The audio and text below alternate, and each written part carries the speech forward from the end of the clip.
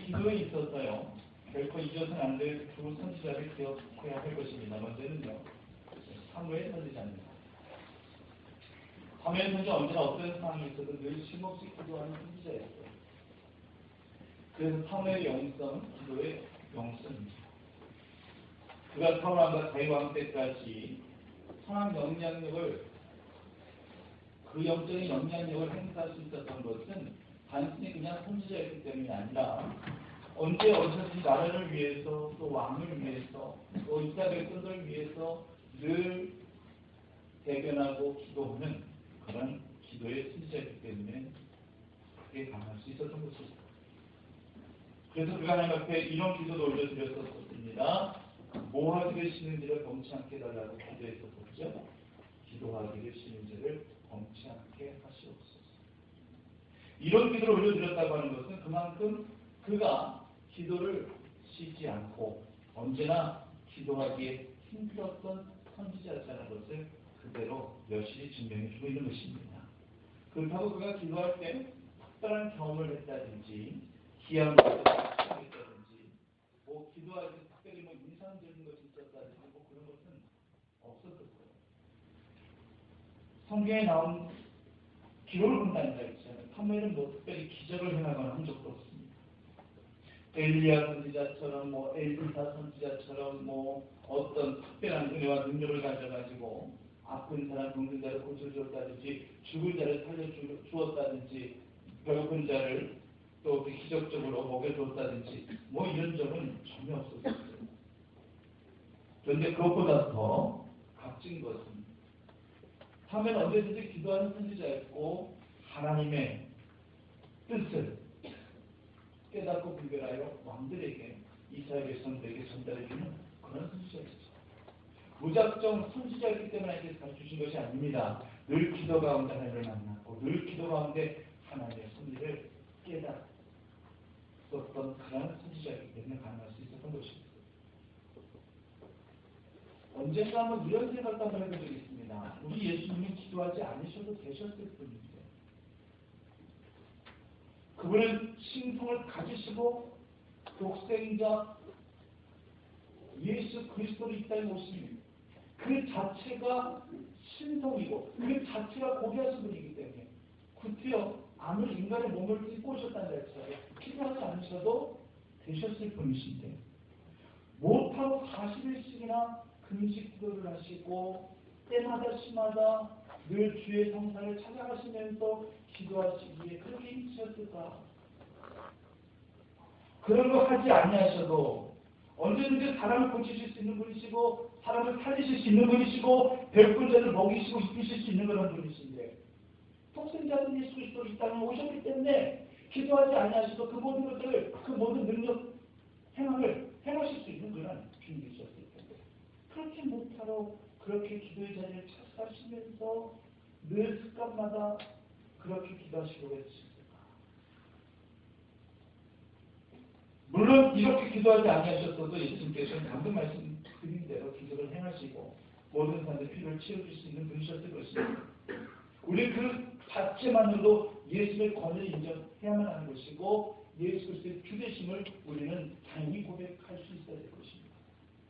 하지만 예수님은 그렇게 하지 않으셨어요.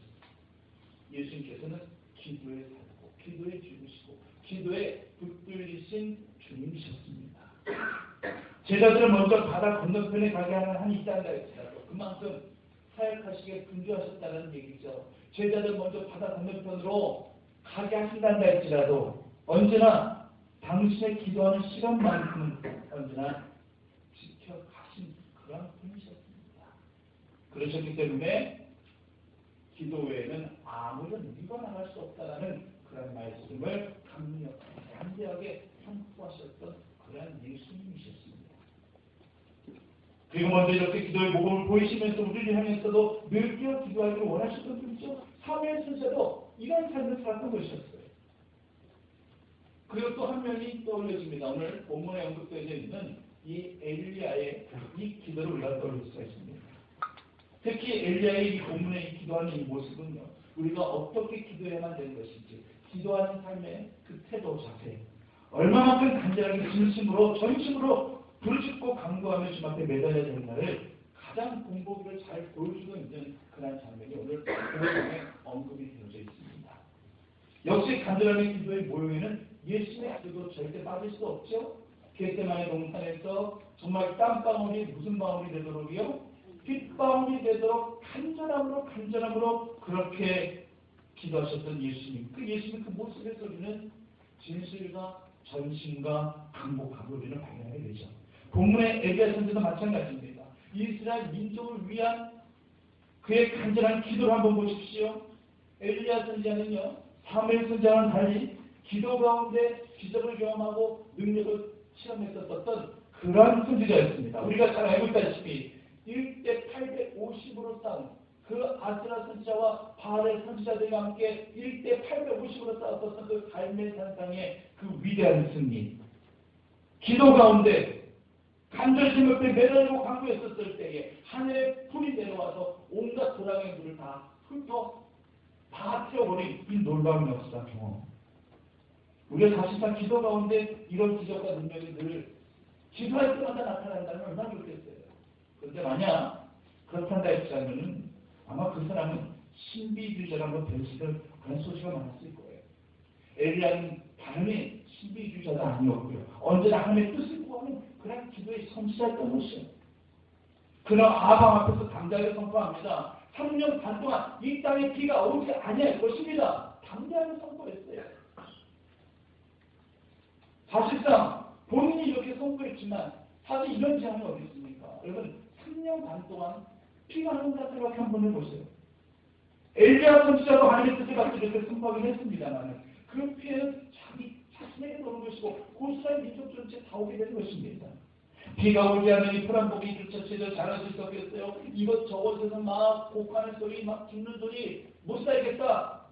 어떻게 살겠느냐? 버틸 수 없는 그런 처지와 상황 속에서 다 그렇게 몰아가게 될 것입니다. 그래서 엘리야 선지자가 이제 나서서 하나님 앞에 간절히 기도하고 있는 모습이 본문에 언급이 되어져 있는데 이 엘리야의 기도하는 이 모습 한번 보십시오. 땅에 꿇어 엎드려 머리를 두 무릎 사이에 넣고 기도했더라라고 그렇게 오늘 본문에 언급되어 있습니다. 여러분 우리 뭐를 이거 흉내낼 수 있겠어요? 여러분들 여러분들 지금이라도 이 머리를 두 무릎 사이에 집어넣고 한번 기도해 보십시오. 이게 들어가네요. 누가 알면은 야 엘리야 선지자는 요가를 특별히 배웠나 보다. 이거 따라 흉내내라 한다 했으면은 아주 몸이 유연한 사람, 특별히 요가를 배워서 그냥 막 몸이 막 역각처럼 늘어지는 그런 사람, 이런 사람만은 아마 따라 흉내낼 수 있을지 모르겠지만 보통 평범한 사람들은 이 머리가 어찌 이 무릎 사이에 들어갑니까? 그렇다고 엘리야 선지자가 요가를 배웠다는 얘기는 절대 아닙니다. 선천적으로 몸이 유연한지 아닌지 그거는 알 필요도 없고 알 필요도 없습니다. 가장 중요한 것은 이 같은 엘리야의 간절한 눈물이 자신도 모르게 두 무릎 사이로 머리가 들어가게 되었다는 겁니다. 어두운 곳에서 홀로 하나님 앞에 드리는 기도를 흔히 골방 기도하라 그렇게 이야기하죠. 누가 하나 터치 안 받고 조용한 곳에서 하나님을 복다해 드리는 기도를 골방 기도라고 하는데 엘리야의 지금 이 모습, 이 기도는요 바로 골방 기도를 연상하게 합니다. 그가 눈을 뜨고 기도했던 감고 했든지 간에 그런 건 중요하지 않아요. 얼굴을 두 무릎 사이에 넣고 기도했기 때문에 눈을 떴다는 할때도 아무것도 안 보였을 것이고 이 상황에서 누가 엘리야를 터치할 수 있겠습니까? 지금 엘리야는 골방 기도를 지금 하나님께 올려드리고 있는 것이에요. 저는 저희 아버님을 신앙적으로 참 존경합니다. 육신적인 아버지로서 존경하는 것도 있지만 신앙적인 아버지로서 늘 존경하고 있습니다. 특히 기도에 관해서는 더더욱 존경할 수밖에 없습니다. 기도 시간만큼은 철저히 지켜가신 아버지셨습니다. 몇 년 전에 부모님과 함께 휴가를 강원도로 다녀온 적이 있었어요. 저희 아이들도 축구하다 보니까 부모님과 함께 워터파크를 가게 되었는데 그곳에서도 한 시간 이상을 기도하신 아버지의 모습을 보고 제가 감동을 받았어요. 보통 휴가지에 오게 되면 상황도 상황이고 그러니까 기도도 생략하실 수 있으실 텐데 거기서도 한 시간 이상을 기도하시는 거예요. 이 워터파크 안에서도 이 뜨거운 물이 나오는 스파 같은 곳이 있잖아요. 그 스파 안에 들어가셔서 고개를 숙이시고 기도를 한 시간 이상 하시는 그런 모습을 보았습니다. 저도 멀리서 처음 뵀었을 때는 아버지가 고개 숙여 그냥 주무신 줄 알았어요. 뭐 여기서 주무시지? 이런 생각 갖고 있었어요. 근데 좀 더 가까이 가서 보니까 몸이 움직여지고 고개가 흔들려지고 있더라고요. 하지만 고개 숙인 상태로 손을 내서 그렇게 몸을 움직이신 줄 기도하고 계셨던 거예요. 누가 보면은요, 좀 남자스럽게 느껴지고 있습니다.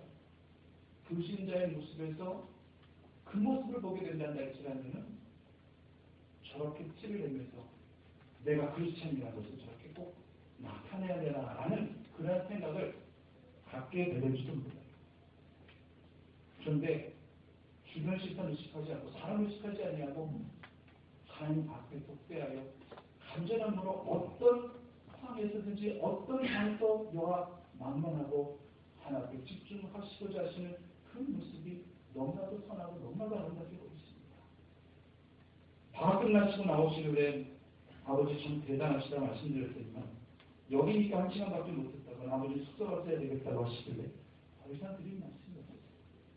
주변에 사람들도 많잖아요. 물소리도 많이 들리고 아이들 소리 시끄러운 소리 소음 때문에 기도가 되실까 싶었는데도 아버지는 기도에 붙들릴 때는 아무런 소리도 안 들린다라고 그렇게 말씀하십니다.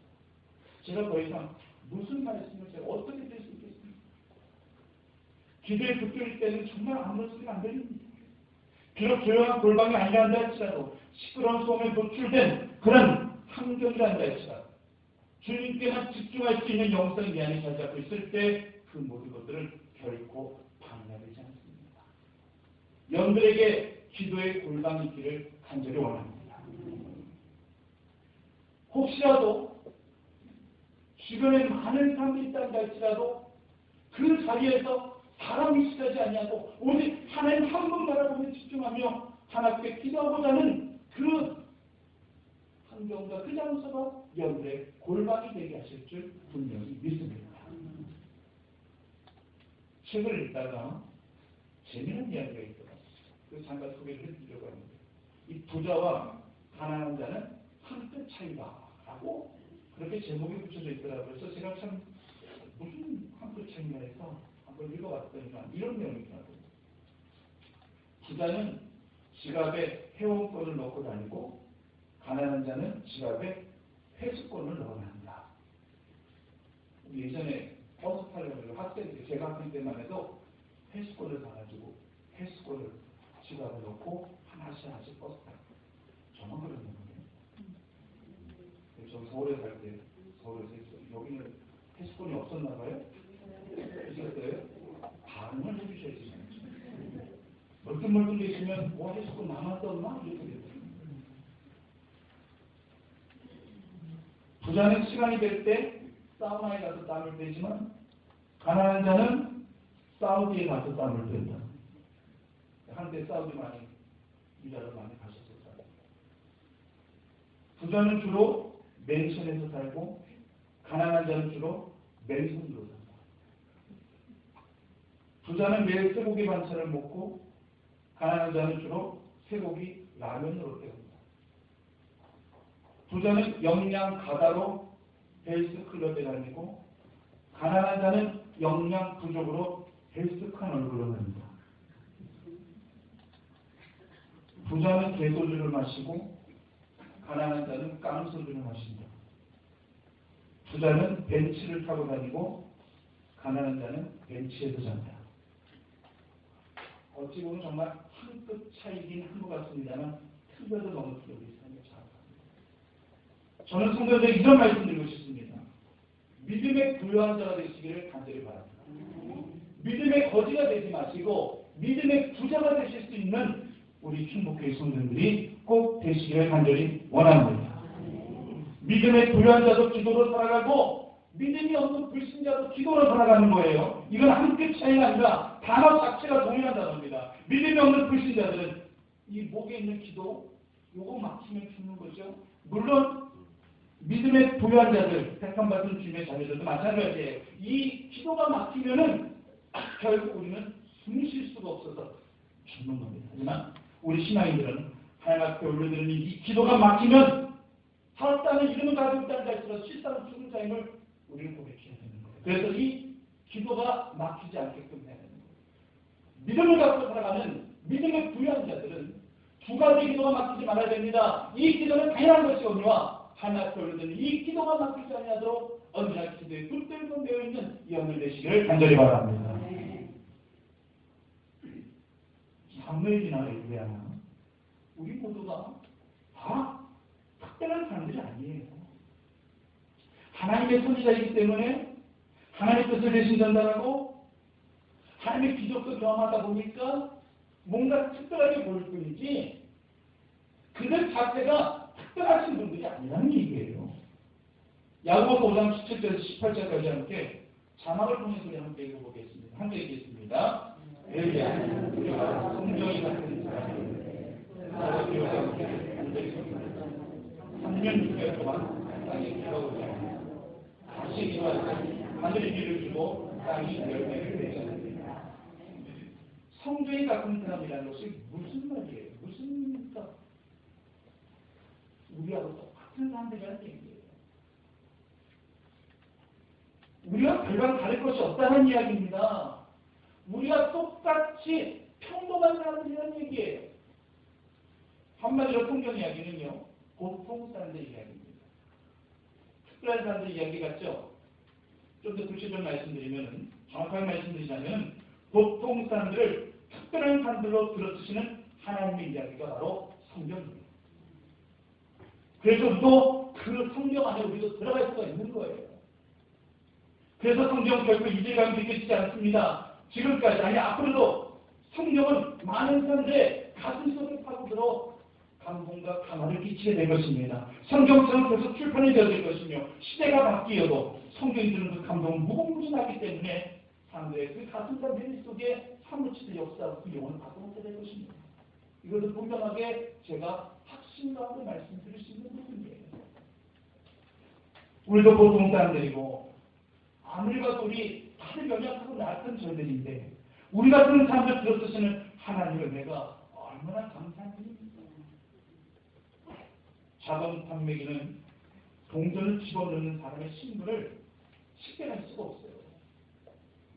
그 사람이 선한 사람인지 악한 사람인지 도둑인지 강도인지 남에게 유익을 끼치는 사람인지 남에게 피해를 끼치는 사람인지 그걸 식별하지 못해요.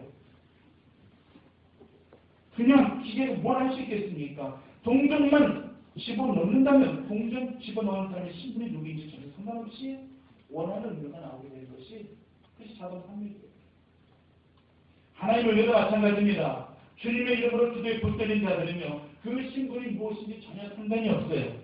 하나님께서 만든 신분이 동전만 집어넣으면은 하나님 우리가 원하는 바를 우리의 신분에 상관없이 우리 믿음의 연수에 상관없이 하나님은 그 모든 것들을 열매로 응답으로 허락하여 주시는 것입니다.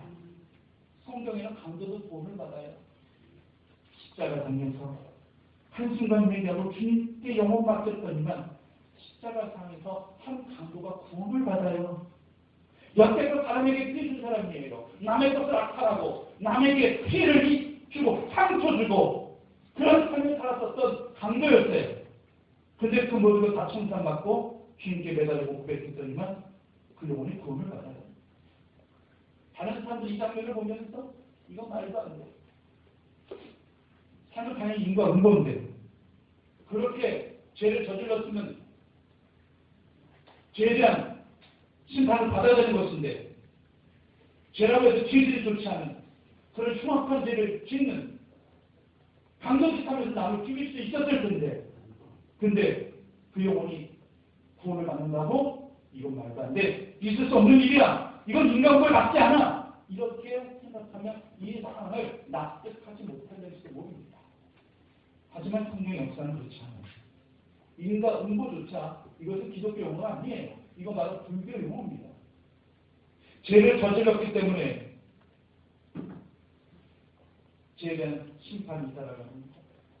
물론 기독교도 심판이 있습니다. 그러나 그리스도의 심판은 이미 그리스도의 사랑을 이루었습니다. 기독교는 사랑의 은혜입니다.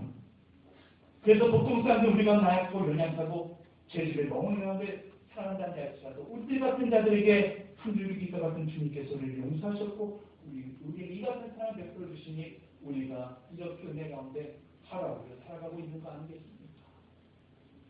성경에 세리도 구원을 받아요.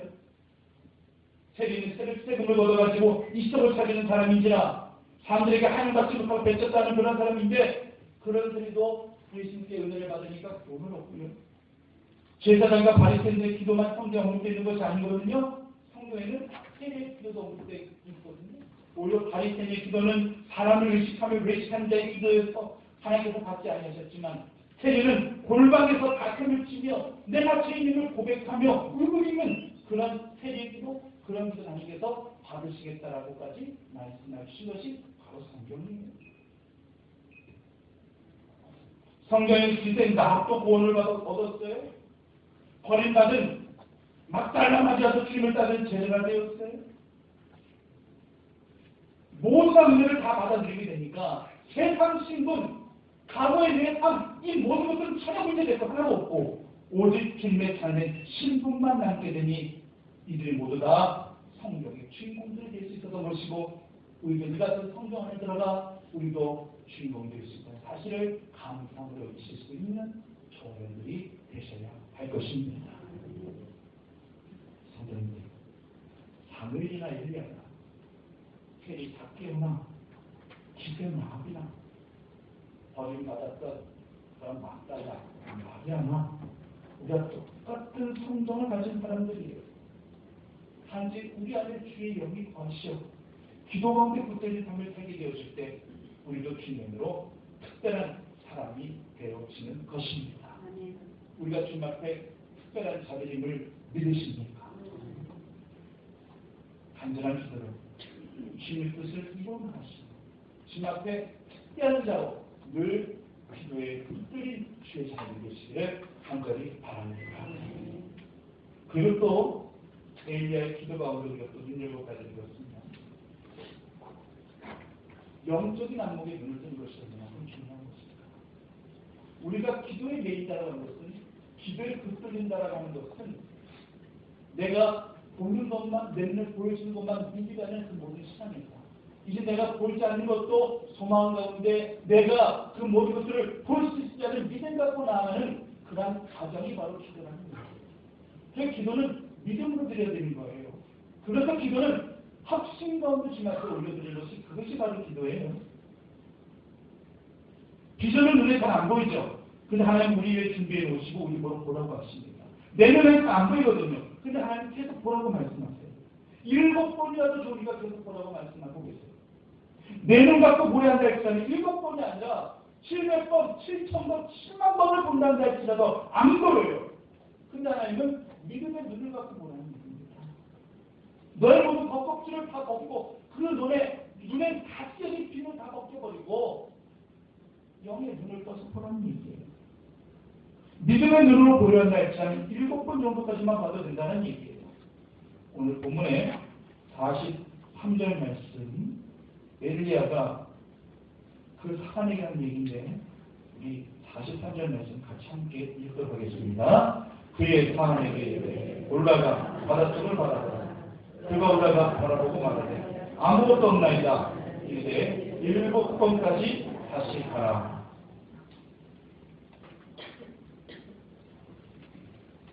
보여지는 안목으로 즉 인간의 눈으로 보려니 안 보이는 것이 당연합니다. 그래서 엘리야는 사안에게 7번까지 다시 가서 보라고 요구하고 있습니다. 이 7번에는요 비전을 볼 수 있는 아니 비전이 실체가 되어지는 그런 믿음이 요구되어지고 있는 거예요. 7번을 자꾸 숫자적인 개념만 생각하지 마십시오. 그렇게 이해하면은 성경을 봐도 그 7이라는 숫자에 은혜를 받을 수가 없어요. 단지 7, 행운을 가져다 주는 숫자지, 럭키한 숫자지, 이런 관점으로만 그 숫자를 이해해야 될지라면 절대 우리에게 은혜가 되지 않습니다. 7이라는 숫자는 완전히 향해 나가야 하는 우리의 믿음을 바로 말씀하고 있는 것입니다. 예수님께서 사람을 용서할 때 몇 번씩 몇 번짜리 용서라고 말씀하셨죠? 7번씩 70번이라고 그렇게 용서라고 그랬어요. 그럼 뭐 499번만 용서라는 얘기가 아니잖아요.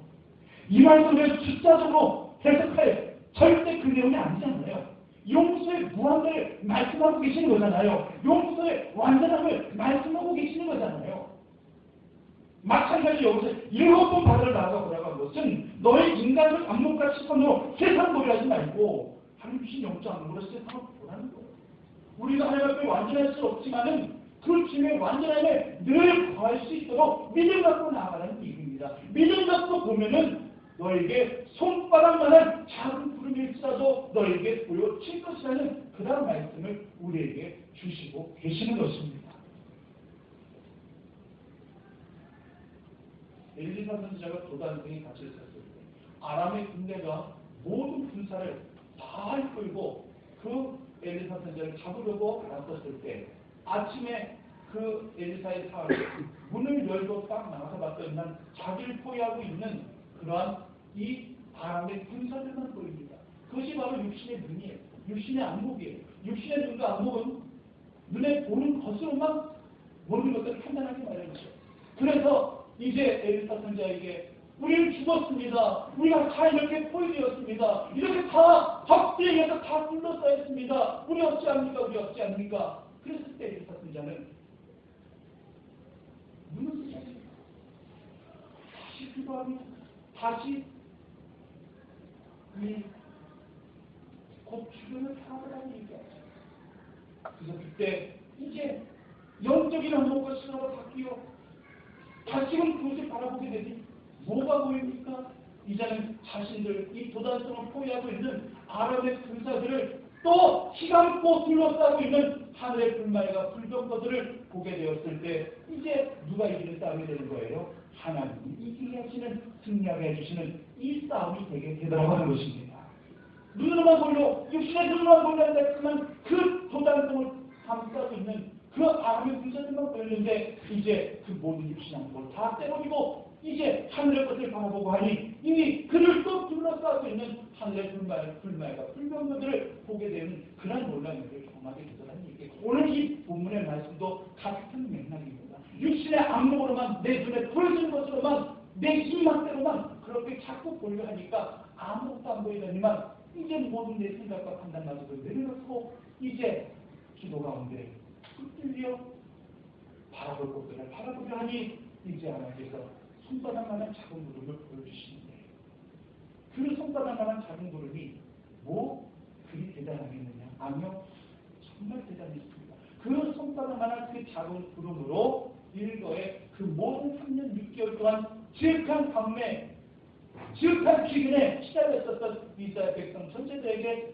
큰 만족감으로 충만하게 내리게 해주시는 하나님의 은혜가 있었던 것을 말씀 가운데 우리가 깨닫고 확신할 수 있어야 될 것입니다. 뭐든지 다 그렇잖아요. 처음부터 대단하게 시작되는 게 뭐가 있겠습니까? 작은 요 손바닥만한 그런 구름으로부터 작은 것에서부터 우리가 시작이 되는 거죠. 그 씨앗이라는 것이 작은 씨앗이잖아요. 수박씨가 조그맣잖아요. 그래 이 수박씨가 땅에 심겨지기만 하면요 몇십만 배의 그 힘 가지고 그 딱딱한 그 땅콩을 쪼그리게 된다는 얘기입니다. 크기 작다라고 작은 것이라고 무시할 건 아무것도 없습니다. 말씀 안에 심겨질 때에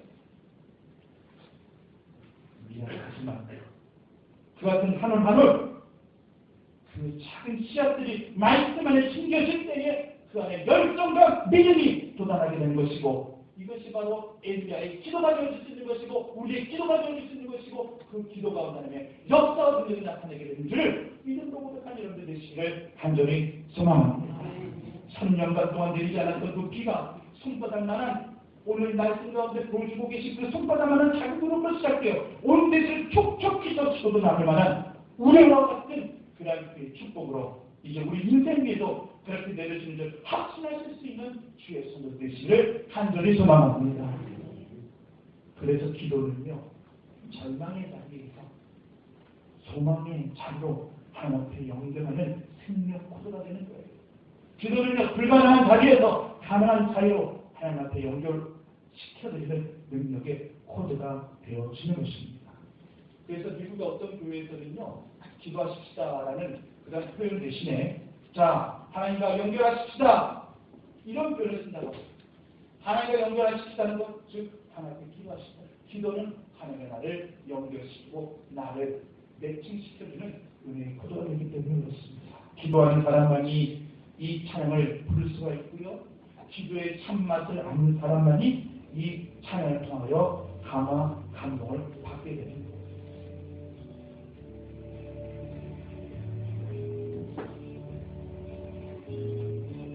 내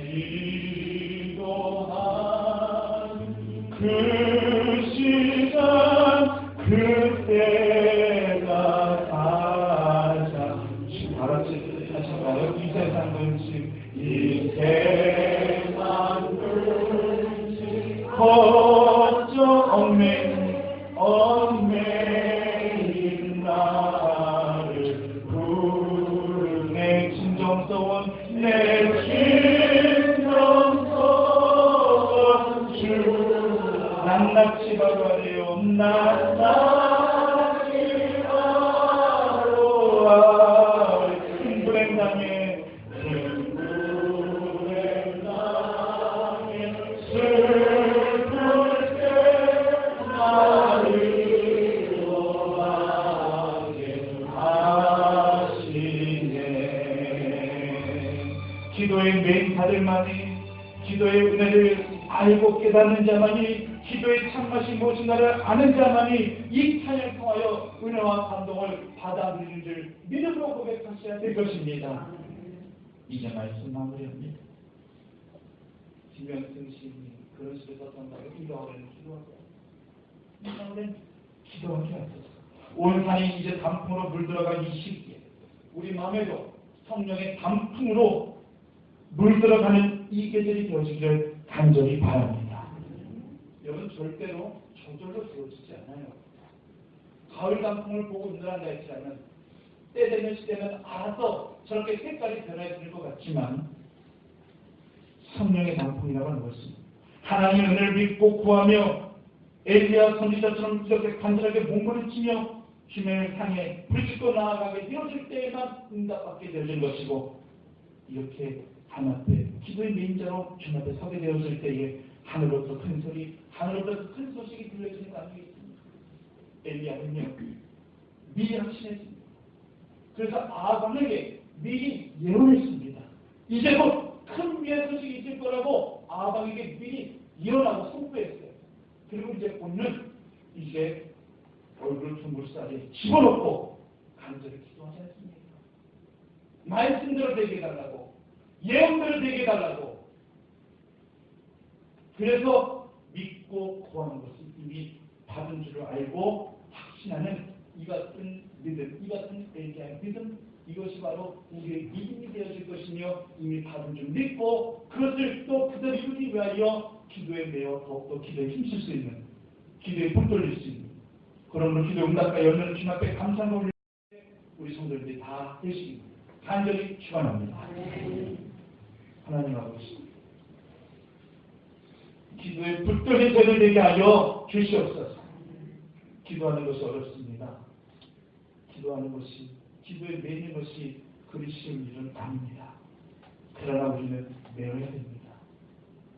오직 주의 사랑에 매여야 되는 것이고, 오직 주의 기도에 매여만 되는 것이고, 주님께 매여있는 생명 연결 코드, 이것이 바로 기도일 터입니다. 이 기도로 늘 주님 만나고 늘 주님 앞에 나가는 저희 모두가 되어질 수 있도록 인도하여 주시옵소서. 예수님의 이름으로 기도드립니다.